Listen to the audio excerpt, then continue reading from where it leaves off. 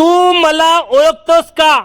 तू दुकान चालू केले आहे, तुला खलास करीन, तू मला महिन्याला 10,000 रुपये हप्ता दे, अशी धमकी देऊन धारदार लोखंडी हत्याराने हाताने मारहाण करून दुकानातील सामानाची तोडफोड केल्याप्रकरणी फलटण शहर पोलिसांमध्ये दोघांविरोधात गुन्हा दाखल करण्यात आला आहे। मंगळवार दिनांक 19 मे रोजी सायंकाळी 5 वाजण्याच्या सुमारास जिंतीनाका फलटण येथे किंग युनिसेक्स पार्लर येथे हा प्रकार घडला असून याबाबत फलटण शहर पोलिसात दोघांविरोधात गुन्हा दाखल झाला आहे।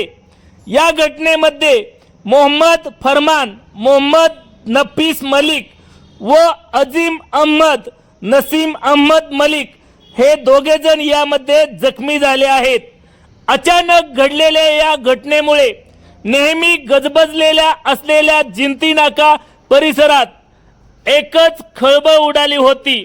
भाई अभिजित जाधव व दुसरा लाल रंगाचा शर्ट जीन्स पॅन्ट डोक्यावर टोपी घातलेला अनोळखी व्यक्ती अशा दोघांनी हा प्रकार केला आहे।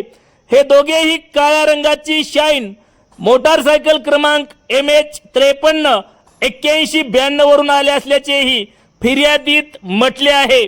या घटनास्थळी फलटण शहर पोलीस स्टेशनचे पोलीस निरीक्षक अरविंद काळे यांनी भेट देऊन दिली। सहाय्यक पोलीस निरीक्षक शिंदे या घटनेचा अधिक तपास करीत आहेत।